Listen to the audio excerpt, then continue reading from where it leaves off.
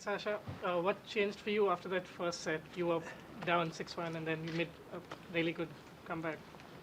I didn't feel the ball quite well in the first set because I played all my matches in the evening when it was much colder, and today it was very hot on court and the ball was flying off my racket much more. He was also playing quite heavy, so it was difficult to handle his ball.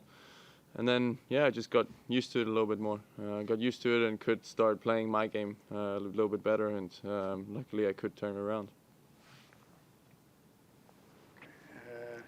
Congratulations first. Thank you. You must be happy, I think, to finally do a semi-final in the Slam. I think Rafa Nadal will be happy too that his prediction was right. and I'd like to know if during all this time you were somehow impatient, or you think it is normal that it took a while before you did this result after your great career since you were almost a kid? Yeah, I was very impatient. In a way, I also was maybe paying attention to it too much, to the Grand Slams, you know what I mean? I was paying attention too much to them, because everything else I was just playing better tennis at the other tournaments, you know, at Madrid, at Rome, and other Masters, at the World Tour Finals. And the Grand Slams maybe meant too much for me.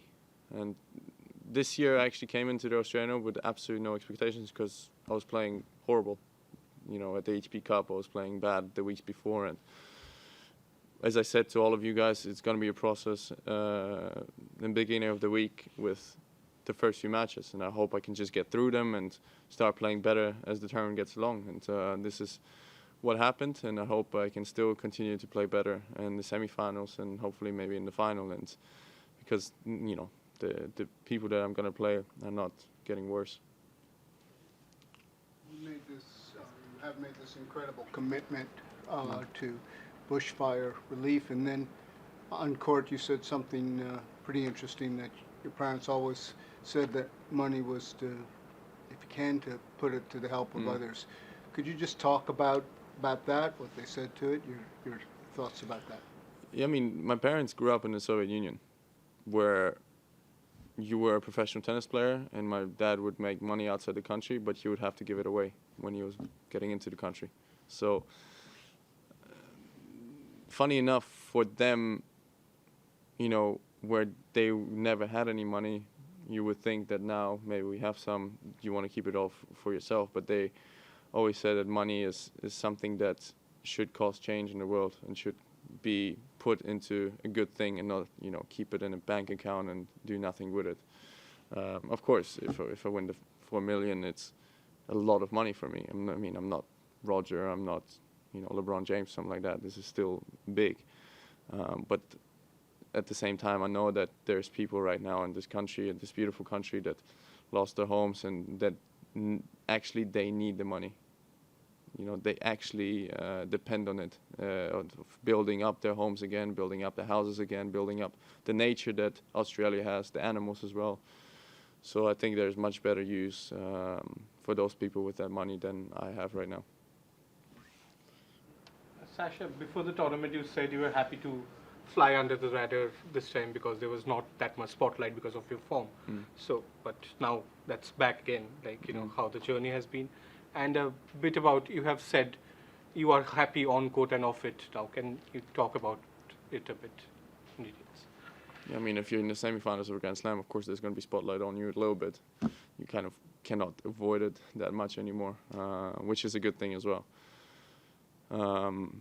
But yeah, as I said, happy outside the court, happy on the court. I have my best friend here, I have my team here, I have my girlfriend here, who are all understanding that I'm trying to do the best thing I can, who are all handling me in a perfect way, because sometimes, you know, us tennis players, when something is not going well, we're not easy to deal with, you know, because our life depends on tennis. And they all understand that. They're all doing an amazing job, I would say, in controlling that. And yeah, there's no reason for me to be upset or anything like that right now.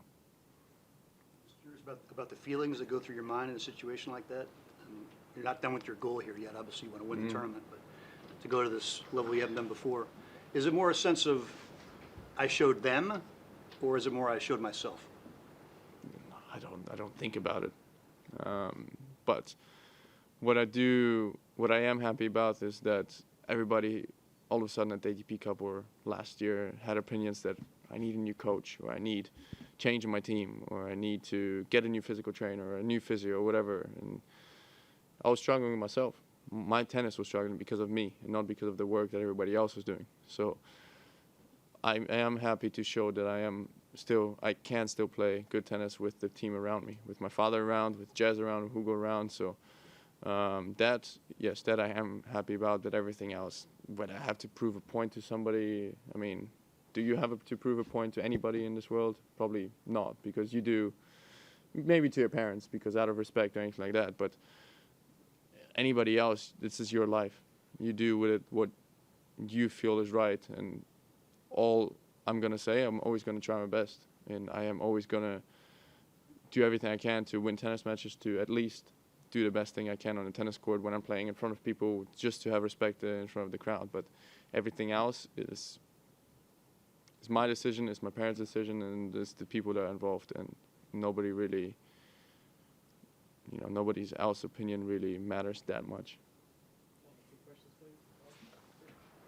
Sasha, the Australian public's starting to really get behind this pledge. What's been the reaction inside the locker room? It's such a generous gesture. Yeah.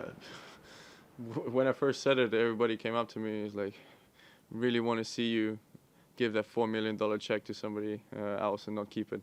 I'm like, I am going to do it. It's not a problem for me. So, players couldn't really believe it. But as I said, at the same time, there are other people that are more money driven than me, and I just believe that with this money I could start something positive, and this is what matters most to me, not what somebody else thinks about it.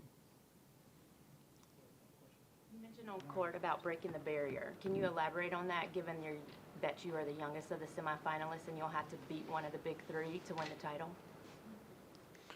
Maybe two, so we'll see.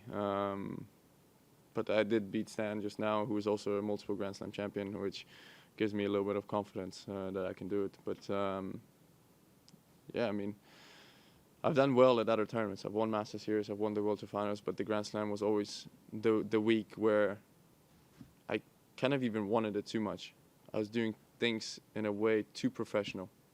I was not talking to anybody, I wasn't going out with friends, I wasn't having dinner, I was just really almost too focused, and changed that a little bit this week. I'm doing much more things outside the court.